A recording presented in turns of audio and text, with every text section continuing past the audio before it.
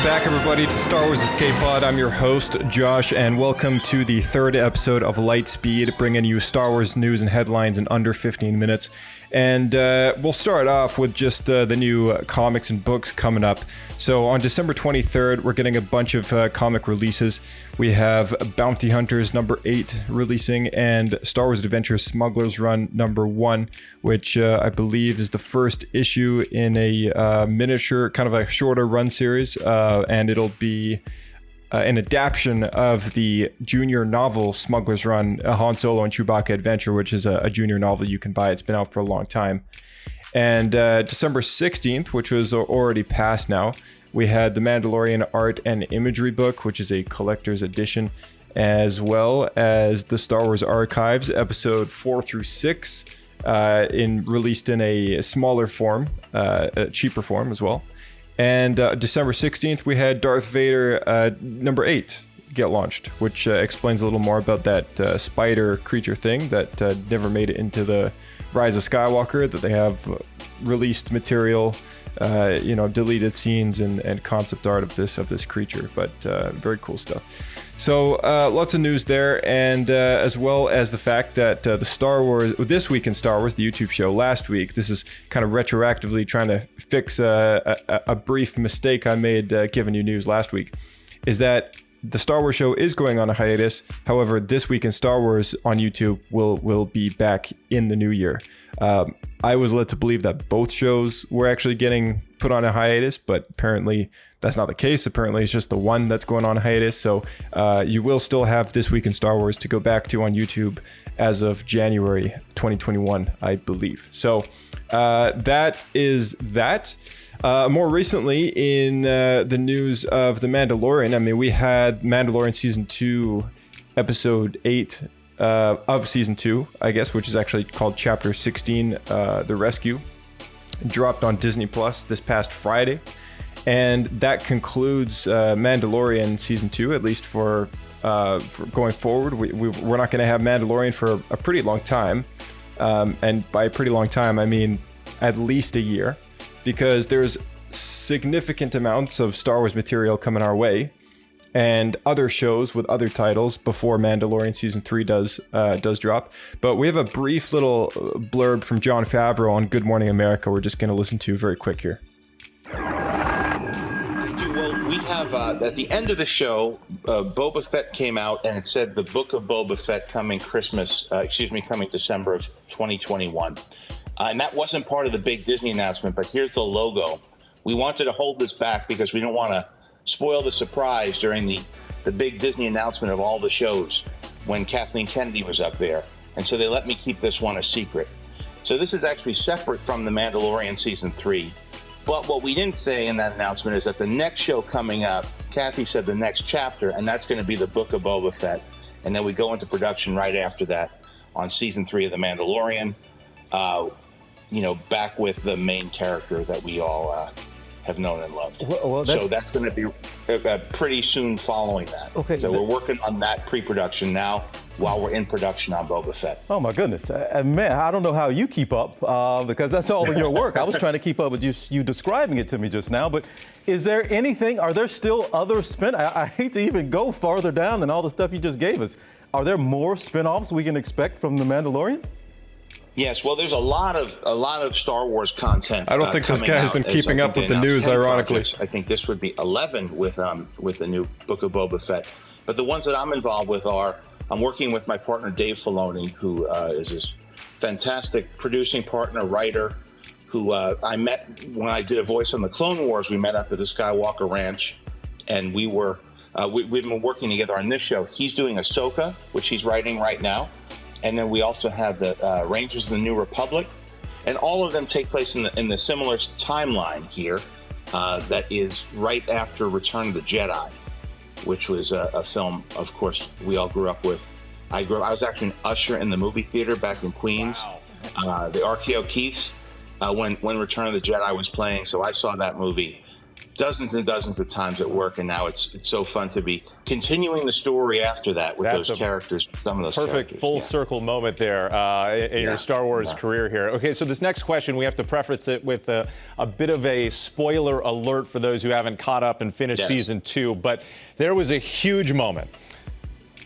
Luke Skywalker, one of the most iconic heroes in history, Mark Hamill making a comeback in the season finale there. What went into that decision? There was a risk in doing that, and how did you keep that under wraps?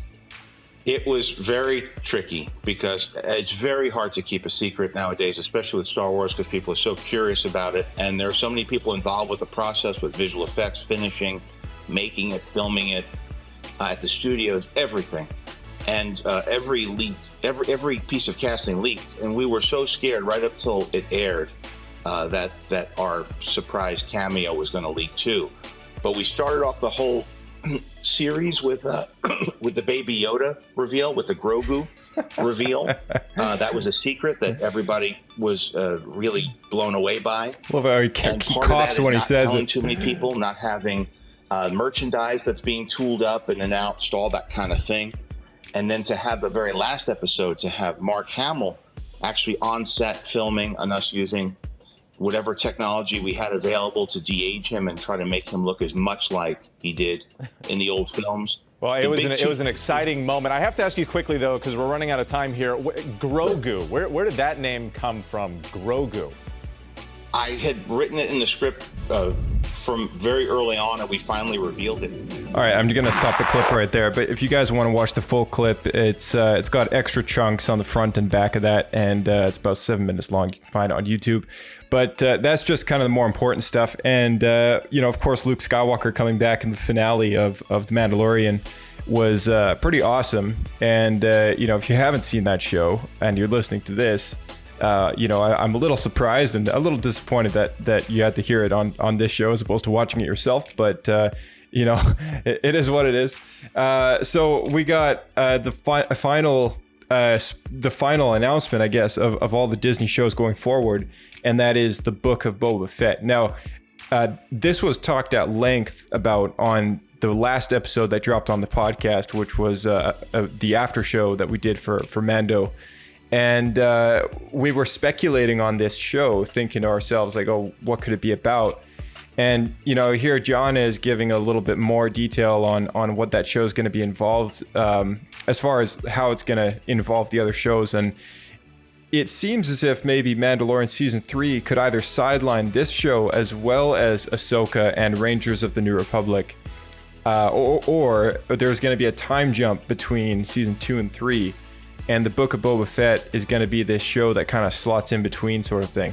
So there was no news as far as like if this is a limited run series, kind of like Ahsoka will be, or if it's an ongoing series. But it's really cool to think that we're actually going to finally get this fan desired project. People have been wanting a Boba Fett project for years. I mean, Josh Trank, the director of the last Fantastic Four movie that came out, was in line to do a Boba Fett movie, and then that ended up falling apart. I think only 2 weeks or so before it was supposed to be announced. It was something like that. So I mean, we got another show to be excited about. And, that's great news. So this makes, like John was saying, 11 projects that Disney has in the works right now for Star Wars. And it's what a time to be alive, because I remember when they released news that we'd get another sequel trilogy and then 2 spin-offs, and it was almost too much to take in. I mean, 5 Star Wars movies, and here we are talking about 11 different things coming down the pipe. We got 2 live-action films, plus all these other series and animation projects and all that stuff. So it's a lot. It's a lot of news, and it's going to be cool to see exactly what Book of Boba Fett's about. I'm looking forward to seeing exactly what that whole end credit scene with him taking over Jabba's palace and killing Big Fortuna. And all that stuff. And FYI, if you guys are looking for a shirt that says Big Fortuna, check out our Twitter feed at SW Escape Podcast. There's a link in there to buy a custom shirt from our TeePublic link. and you can pick up one of those big Fortuna shirts, which was a quote by Reed on our final after show. So thank you, Reed, for that lovely quote. Let's move on to some other news here. Just a few more things to talk about. Of course, we all know that we're getting a scaled 1-to-1 replica Hasbro Black Series Mandalorian Din Djarin helmet. But I guess it's also worth noting, I forget if I brought this up on a previous episode of the show, we're getting another Boba Fett helmet that's been painted like it is in the more recent Mandalorian episode. So it's all fresh paint and everything. Same sculpt and everything as if you were to buy the one from Empire, but looks all clean and green and all that stuff. So that's cool. We're also getting a Force Effects Elite Darksaber in the coming future. I believe this is supposed to release in summer 2021. And if you don't know about all those replica lightsabers that are on the shelves, they're in the fancy boxes, they got the pictures on them and stuff like that. They're the more or less realistic lightsabers that you can buy these days. And it's lights and sounds, replica hilt, removable blade, all that stuff. And this one is for the Darksaber. So, I'm not too sure how this is in person. Of course, they've got some pictures listed online, so you can look that up. But it is pretty cool looking. So for fans who are, wanting a copy of the Darksaber for themselves, which, is a legit prop, you'll be able to buy one of those next year. So that is very cool.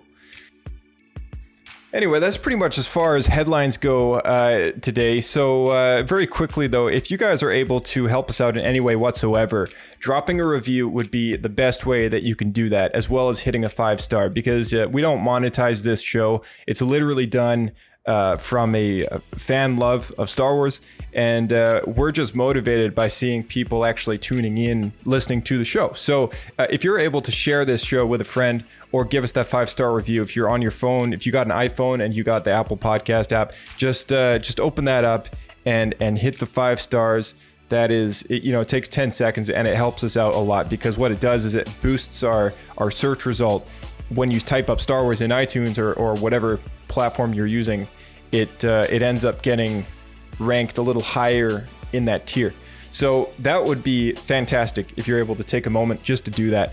But going forward in the podcast, we do plan to have a couple episodes released. One about the life story of Darth Maul. We got another one recapping Star Wars in 2020. And we're going to be doing a discussion on Star Wars Squadrons, the new video game that had dropped about a month ago, as well as Tales from Batuu, Galaxy's Edge, the VR game. We're going to be talking about that at some point going forward, probably in the new year, just to give people time to get those Quest 2s at Christmas and play the game for themselves. And same with Squadrons. So you can look forward to a lot more Star Wars content coming to this podcast, even though Mandalorian is over.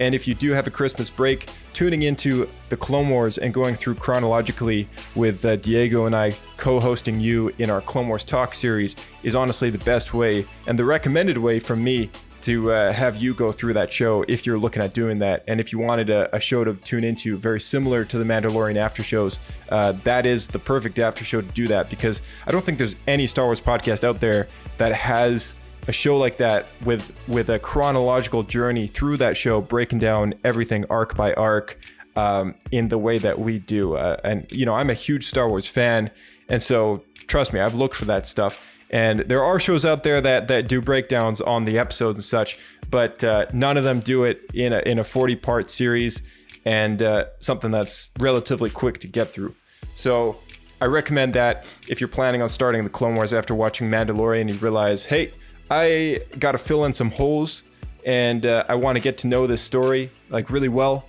I want to get to know these characters that we've been introduced to through the live action shows. And trust me, there's a lot more of that going to go on as we head into the upcoming shows that they've announced as of a week ago or 2 weeks ago, or however long it's been. So that, and of course Star Wars Rebels, which The Mandalorian is very heavily built off of. So I recommend both those two animated series. And we actually have an after show that's going to be coming out in the new year as well, which involves Diego and I going back and doing an after show for that, just as well as the Clone Wars. So you can look forward to that as well. We'll see you next time on Star Wars Escape Pod. May the Force be with you.